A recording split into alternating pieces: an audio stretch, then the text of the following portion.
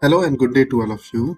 So in this video lecture, we are going to learn about the moon and its formation and what are the theory behind the formation of the moon. And also we look at some comparison of the moon with respect to its size, atmosphere, and the magnetic field of the moon.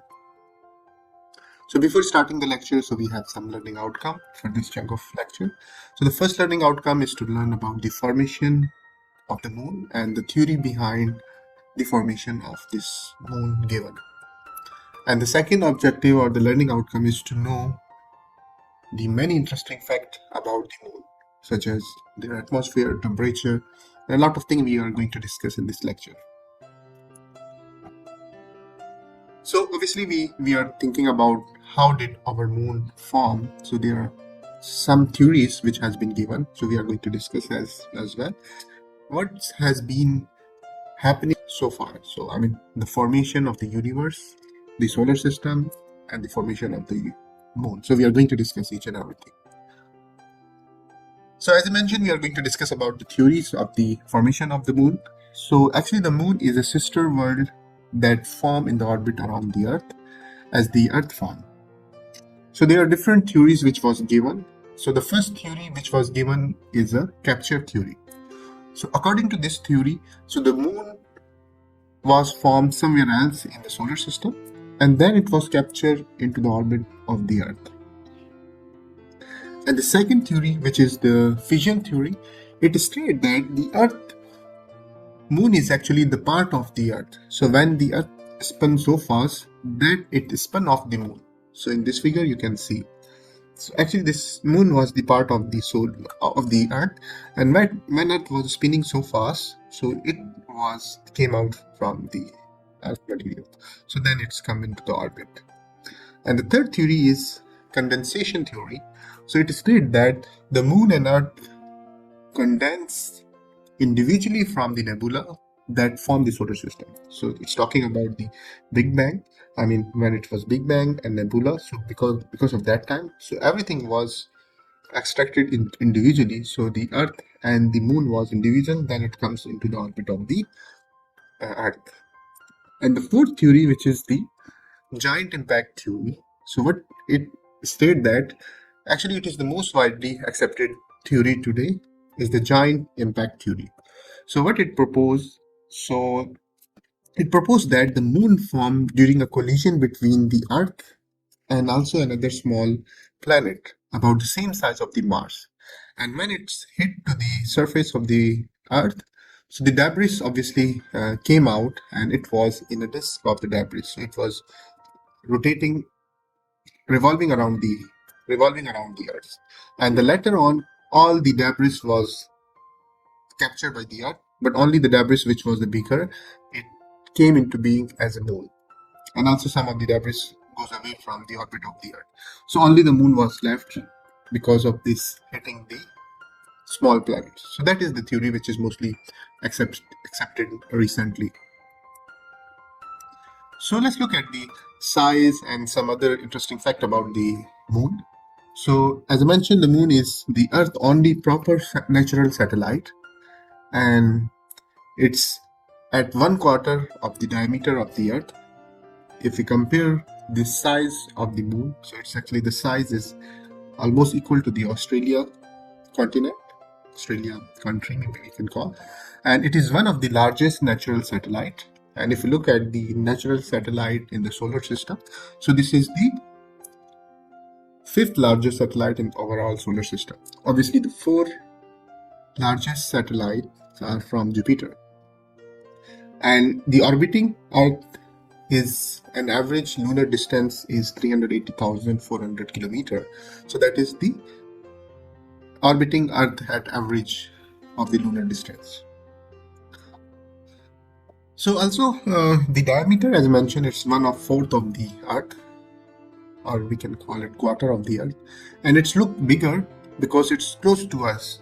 Even if you look into the sky, the moon and sun appears to be same, but because of the distance, the moon is near to the Earth and sun is so far from the Earth, so that's why it appears to be same. And especially when we have the solar eclipse or the lunar eclipse, so then you can observe these type of feature so that the moon is exactly similar size of the sun. So moon has no atmosphere and there is a huge difference in day and night temperature. So actually the atmosphere protect the planet or object from the change of the temperature in day and night. So the temperature in the daytime at the moon is 127 degrees Celsius and in the night is minus 173 degrees Celsius, which is a huge difference in temperature. So as mentioned, there is no atmosphere, so there is no water, no rain, no wind, and there is no cloud at the moon. So like everything else in the solar system, moon is also does not have its own light of or the source of energy. So it's shine due to the sunlight. So it will reflect the sunlight when we are looking at it. And there is no water on the surface of the moon. And if you're looking at the gravity of the moon, so the gravity of the moon is 1/6 of the Earth. So your weight would be 1/6 of your weight on the Earth. So let's say if you're 60 kg here, if you weight yourself on the moon, you will be 10 kg. So let's look at the first person who stepped on the moon. So just to make you sure that moon is only the celestial body in our solar system other than the Earth on which the human have set foot. There's some other planet which we are explored like Mars, but still we don't have any human step on the other planets or the any satellites. So the guy name is Neil Armstrong, which was the first person to walk on the surface of the moon. He was the commander of the American mission Apollo 11, and he stepped on the moon on 21st July 1969. So let's compare some of the difference between Earth and Moon so you will be more clear about the understanding of the Moon. So if you look at the diameter of the Earth is 12,756 kilometer and the diameter of the Moon is 3,476 kilometer. And as you know that there is a tilt of the Earth, so Earth is not like this, it's slightly tilted 23 degree, but the Moon is tilted 7 degree. And the surface temperature of the Earth is maximum is minus 73 degrees Celsius and 48, maybe that goes up to 50 or 52 sometime like that. But the surface temperature of the Moon is 127 degrees Celsius to minus 173 degrees Celsius. And there is a thick atmosphere and the mild greenhouse effect. Obviously, we are protected by the atmosphere around the Earth, but there is no atmosphere or no atmosphere on the moon. So it's a lots of water. As you know, 70% of the Earth is covered with water. But if you look at the moon, there is no water. There is some ice at the pool in shadows, but it's still not sure. So let's look at the magnetic field or the quakes. So the Earth has its own magnetic field, and also we have the earthquakes. But if you look at the moon, so there is no magnetic field, so there is no magnetic north and south pole and these type of things because of the inside is we are going to learn about the internal structure of the moon as well. So there is no magnetic field and there is actually small moon quakes and the small offset core. Okay, with that's all. I think you have learned about the moons and its formation and also some interesting fact. Okay, with that's all. Thank you so much and have a good day. Hello, good day to all of you. So in this video lecture, we are going to learn about the moon rotation and revolution. And also we'll look at the what are the phases of the moon which appear on a different hemisphere of the earth. Let's say in the north, what you are going to see, and in the south and at the equator. So before starting the lecture, so we have some learning outcomes for this piece of lecture. So the first learning outcome is to understand and learn the moon rotation and revolution. And the second objective of this lecture is to know the phases of the moon appears on the earth from different hemispheres such as northern hemisphere, southern hemisphere, and also we look at how the moon appears from the equator. So let's look at the rotation of the moon first. So the moon reflects the light from the sun just as the other planet. So it's not have the own source of energy as discussed in the previous lecture as well. So the time it takes for moon to rotate once around its axis is equal to the time it takes for moon to orbit around the earth. So it's mean we always look at the one side of the moon, which is called near side of the moon. So this keeps the same side of the moon as mentioned, so facing toward the earth throughout the month.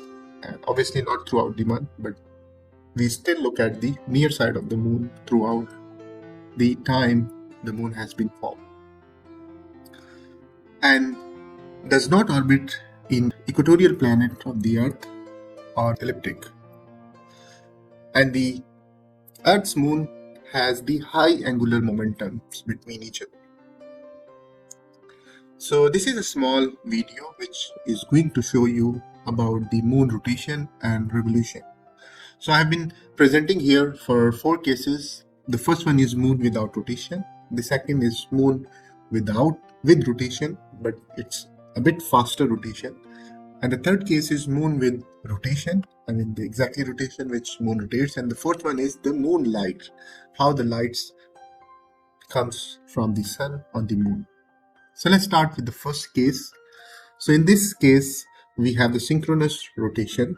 So let's say in this case, the moon is without any rotation. So over here you can observe moon is static.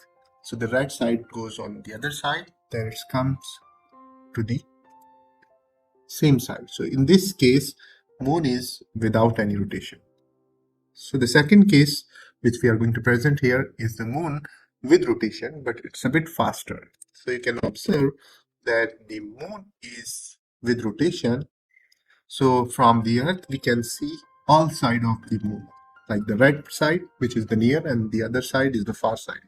But obviously this is not the correct rotation of the moon. So the moon is rotating a bit slower as I mentioned. So it's rotate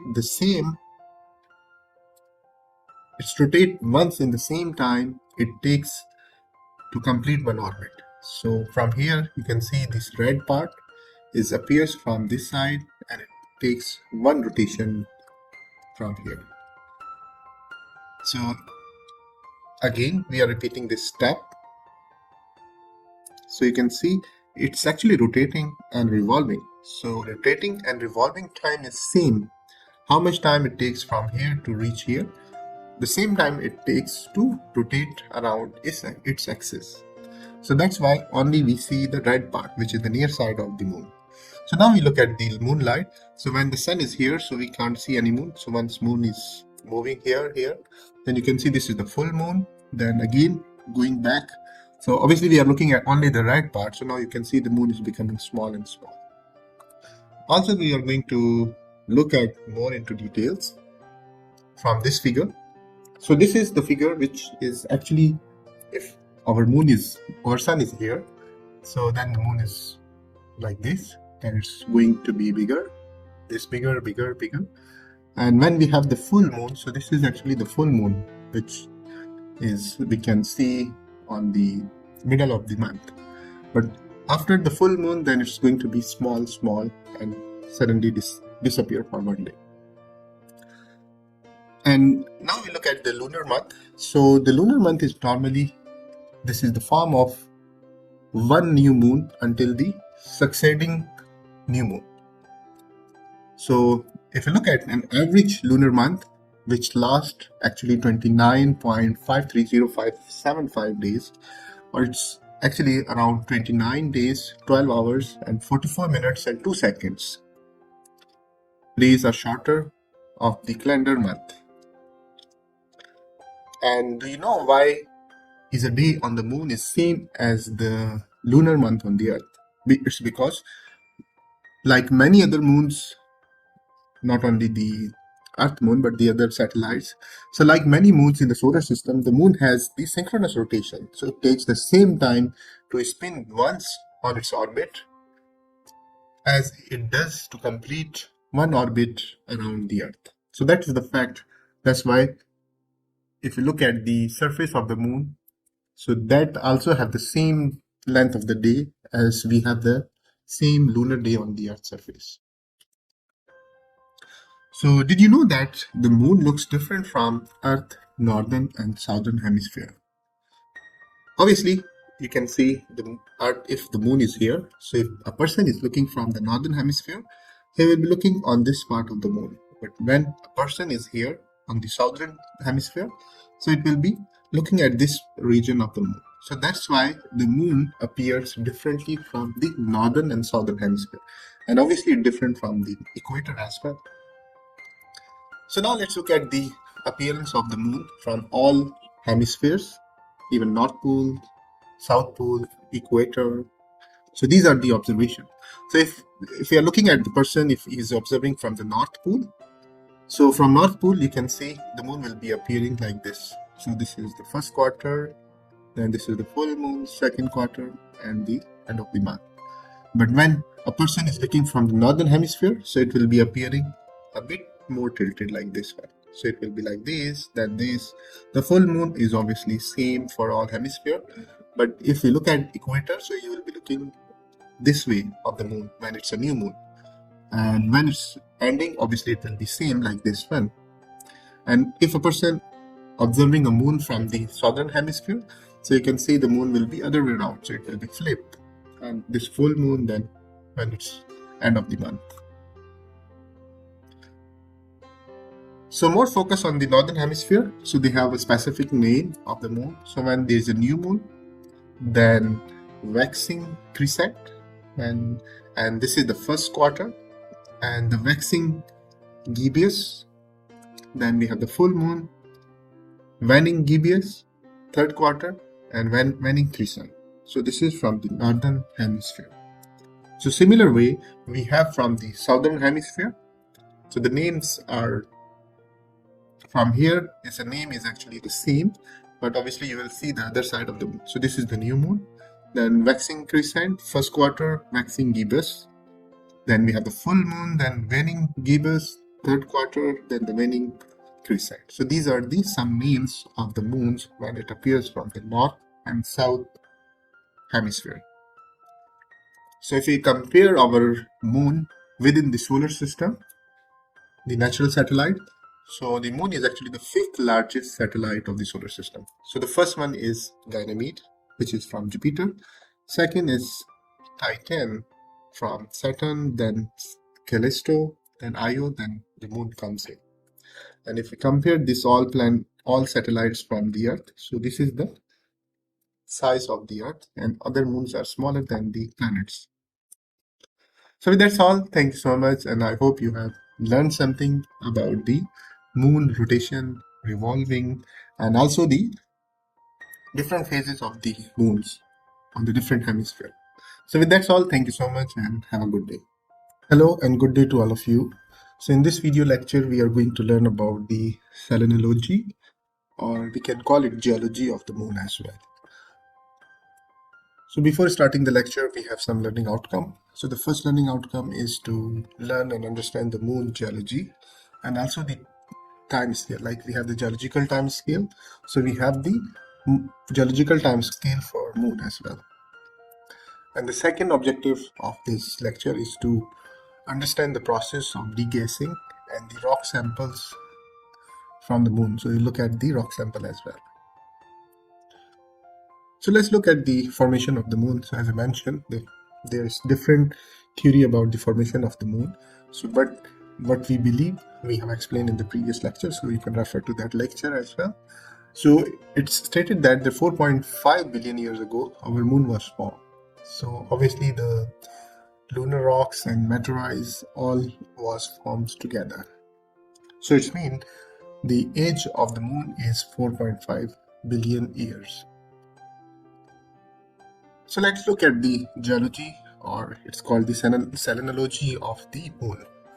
So if we divide the geology of the moon, it can be divided into two different parts. So by this color in this figure on the right side actually represent the elevation of the surface of the moon with different color. So it can be divided into two category of the rocks. So one of them is iron rich and the second one is magnesium rich. And also we can divide these rocks into different years or the age, which is 4.3 to 4.5 billion years old rocks, and the other is 4.3 billion onward from the recent. So also we can look at the internal structure of the moon. So let's start from on the top we have the crust, which is around 52 kilometer thick. Then we have the mantle, which is actually 1205 kilometer thick. And then in the core we have the partial melted core, which is 150 kilometer thick. Then we have the outer core, which is 90 kilometer, which is liquid, and the inner core, which is 240 kilometer, which is the solid core. But if you look at the crust, so it is mostly made of the silicate minerals, which is generally an ionic compound whose anion consists of the predominantly of the silicon and oxygen atoms. So these representing actually the craters which we have here and the lunar trail. So now we look at the process, what happens so far today, and what are the actually process that forms these type of rock minerals on the surface of the moon. So if you look at the geological age of the moon, so more than 3.7 giga year, or you can call the giga year, which is 10 raised power 9 years. So there was actually argon 40 and argon 36 ratio was quite higher. So actually this ratio is cause of the degassing of the lunar exposure. So during that time, we have a lot of volcanism here. So you can see when there's volcanism, this degassing phenomena happens, and there's a lot of degassing phenomena happen. So we are going to look at some of the rocks from these type of structures, and also the second effect was the solar wind. So because of the solar wind, there was implementation of wind gases and also implementation of argon 40 from the lunar exosphere. And also because of the heat of the mantle, there was some crackdowns because it's partially melted, plus degassing phenomena. So because of that, you can see these type of features was happening during that time. So if you look at the time scale on the lunar stratigraphy, so lunar stratigraphy has been divided into 5 general recognized period. So one of them is pre-Nectarian, which is the oldest time. Then we have the Nectarian here, then Imbrian. In Imbrian, we can divide into late and early Imbrian, then Eratosthenium, then finally the recent time we called it Copernican. So also I have explained here, so this is actually the time when it was 34.5 billion year to around 400 maybe 3.9 billion years. Then you can refer to all time scale which is given below. Actually this is in million of year before the present. Also we look at the topography of the moon. So you will be thinking either the surface of the moon is flat or topography it is high and low. So if you look at the topography of the moon has been measured by methods of laser, altimetry and stereo images analysis, including the data obtained during the Salymentine missions, which is actually the Apollo mission as well. And the most visible topographic feature is a giant far side South Pole Atacama Basin, which was actually one of the crater. It's the largest crater on the surface of the moon as well.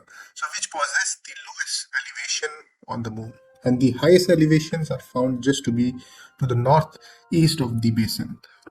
So if you look at this is the near side, which actually we look at the moon all the time. And this is the far side. So actually I'm referring to this point, so which is actually the basin, or it's a larger crater. We are going to learn this about crater in the next video lecture as well. You can refer to this, how the crater forms and what are these craters. And also if you look at the scale of the legend, so you can see this is from -6 kilometer up to 7 kilometer. So the highest topographic feature on the surface of the moon is 7 kilometer. Obviously, we don't have the sea level, but it's a different level which has been defined on the average surface of the moon. So based on that, it is the deepest part is 6 kilometer and the highest part is also 7 kilometer around. But in some other places you will find some more deeper, like 8 kilometer. It depends on what are the reference point. So there is another volcanic feature which is called Mare volcanism.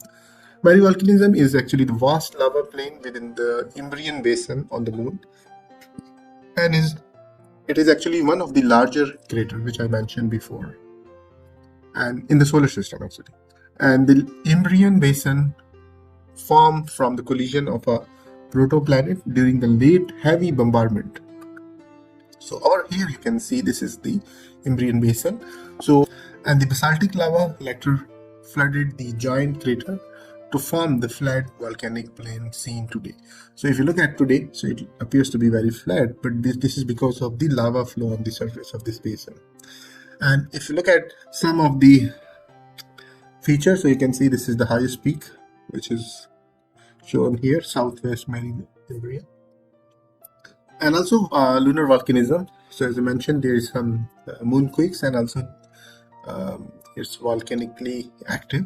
So on the left you can see these are actually the flow of the lava, which is one of the example here shown. And on here this is the Marius Hill. So this is the highest point which is normally known in the surface of the moon. Then there's some rocks which has been collected from moon surface during the Apollo mission. So this was the rock which was taken from Apollo 17 mission. So over here, these example actually shows the crystallized from the lunar magma, because these are primarily of the mineral plagioclase, which is shown here, and also the light gray color, which is the plagioclase, this one light gray, and the greenish is tractolite, which is shown here on this side. And in below rock sample, you can see this is the anorthosite, and this is also formed in the magma, and for this there is no water needed. And plagioclase feldspar also does not need water, I mean, when it's forming.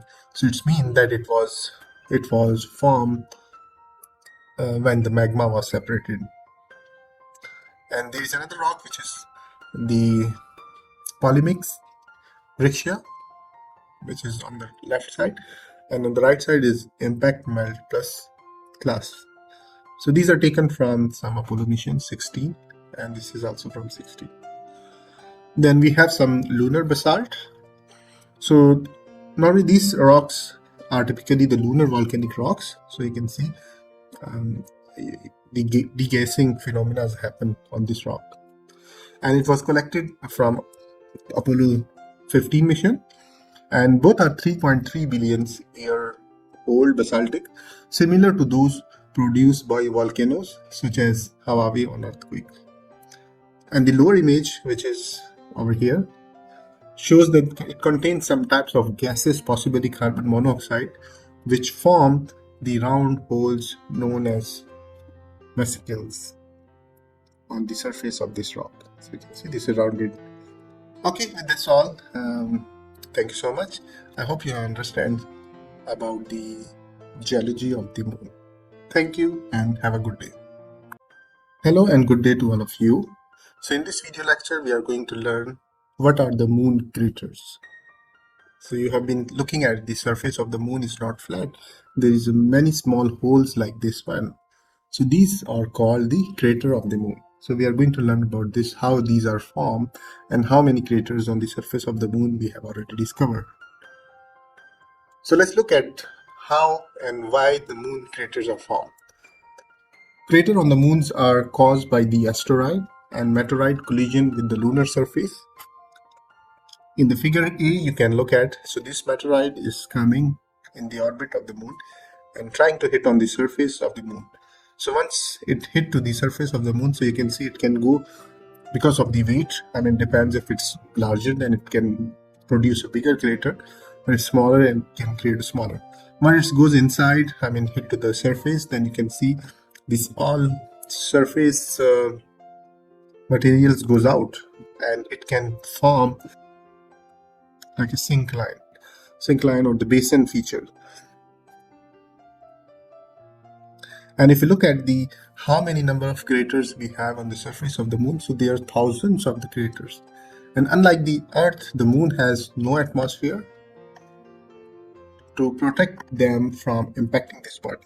There's a lot of meteorites which can comes into the orbit of the Earth, but because of the atmosphere, it can protect, and it can reduce the speed of the meteorites.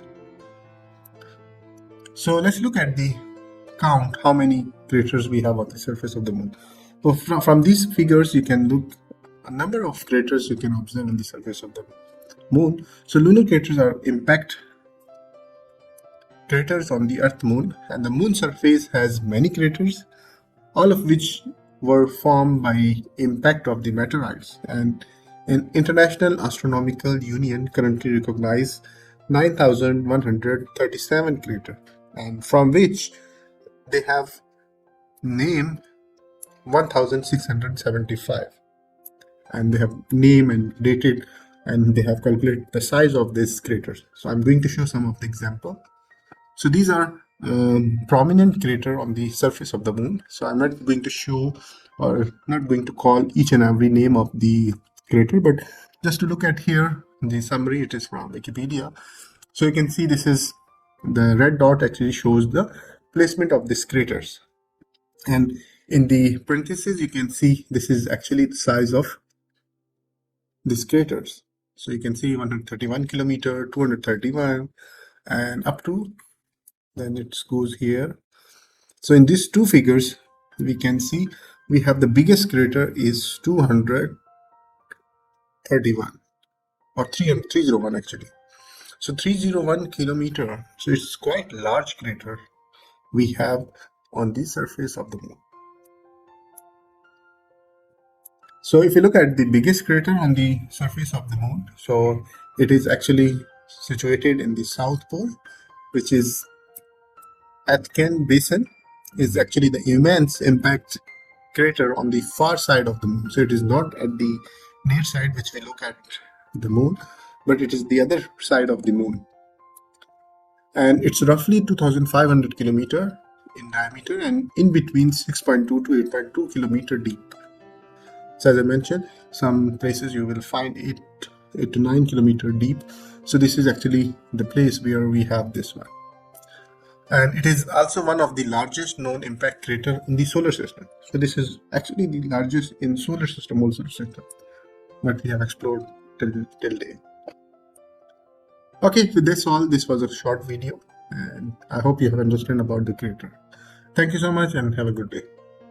Hello and good day to all of you. So in this video lecture, we are going to learn about the Apollo mission. What are the Apollo mission and what is the purpose, and how many Apollo mission we have till date, and what are the future plans. So let's look at the history of the Apollo program. So Apollo program was designed to land human on the moon and bring them safely back to the Earth. So there were 6 missions till date have been performed through Apollo 11, 12, 14, 15, 16, and 17. So these were actually the mission which was planned for sending the human to the moon surface. Obviously, before that, they had some mission which was unhuman. There was no human being involved. So Apollo 7 and 9 were actually performed for looking at the orbit mission of the Earth, and it did not return lunar data, obviously. So here is some figures which is from Apollo 4, 6, 8, 9, 10, 11, 12, 13, 14, 15, 16, 17, and Skylab 1. So these are the craft or the source of the Apollo missions which has been used so far. So if you look at the history of the Apollo mission, so as I mentioned, there's a number of Apollo missions we have. So this is actually a summary till today. So as I mentioned, There were some Apollo mission before human activity. So Apollo 4 and 6 of the launch vehicle and commanded the services modules to demonstrate the adequate of their design and certify safety for man. And after that, they have improved it. Apollo 5, so this was also flight, demonstrate adequacy of its design and certify its safety for man. So I mean, they was testing the flight which actually going to take a human. So they send it, they want to observe either it can go and come back safely for human carrier. And then Apollo 7, 8, and 9. So this Apollo 9 mission was actually the manned flight of the complete lunar landing mission wheel in low Earth orbit to demonstrate operability of all equipment and insofar as could be done in the Earth orbit to perform the maneuvers involved in the ultimate mission. Then Apollo 10, it was actually a complete mission except for the final descent to and landing on the lunar surface. So actually the human was involved, but they didn't land on the surface of the moon. Then finally the Apollo 11, which was the first mission. During that time, this was human involved mission. Obviously the other was also human involved, but this was the mission where they step on the surface of the moon. So it was in 1967. So the initial lunar landing mission, so this is called. Then after that, obviously they have improved it. So in Apollo 12, 13, 14, so this was a precision manned lunar landing demonstration and systematic lunar exploration. And 15, 16, and 17, so there was extensive scientific investigation of the moon. As I show you some of the rock sample from Apollo 15, 16. So we have collected some of the rock samples from here for study the geology of the moon or serenology of the moon. So not only the geological side, but obviously some other factors which was included during the study, scientific investigation of the moon on the lunar surface and from the lunar orbit. So if we look at the places where Apollo mission was done, I mean, at which place either they went on the one place all the time or they went to the different places. So just to highlight the Apollo mission, which is from this figure on the right side. So the satellite was landed. So the first mission was 11. So they landed here, then 12, 14, 15, 16, and 17. So these are the places. So all these sides are near side of the moon. So all this mission was done on this one side of the moon, not the other side. So now we look at what's the future plan for the space. So NASA will continue that work by moving forward to the moon with the astronaut landing on the lunar south pole by 2024, so which is next year, hopefully. And NASA is also implementing the President's Space Policy, Directive 1, to lead an innovative and sustainable program for exploration with commercial and international partners to enable human expansion across the solar system. So on the right side figure, this is actually the artistic's concept which shows the NASA Gateway in lunar orbit. So this is actually the NASA Gateway in the lunar orbit, and we can see the Earth from here. So the power and propulsion element will be the first component to launch at the placement near the moon, which will be this year soon, 2022, with the additional element launching the subsequent year in the future as well. And also there was a recent Apollo mission which was happened in 2018, and in that mission actually they stay for a week long on the surface of the moon. And obviously their next plan is to stay 45 days outpost. So during this time, what they did actually, they set up for the first time full-fledged habitat on the another world, which is moon.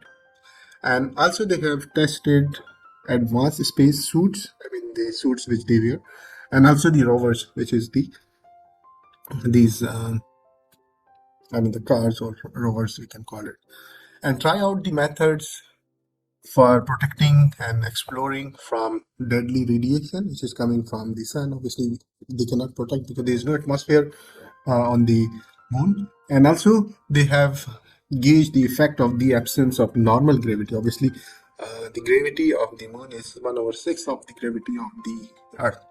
So also they are testing some new technology on this gravity, and I hope they have been doing much more on the surface of the moon. So there is much more information and knowledge about the moon. So you have to think about yourself when, if you are on the moon, what do you think or what you will feel. So please share your comments in the chat box or in the comment bar. And that's all. Thank you so much. And I hope you have learned something about the Apollo mission. And if you want to learn more about this, so please visit the NASA website. And obviously, there is much more information given for you. And but that's all. Thank you so much.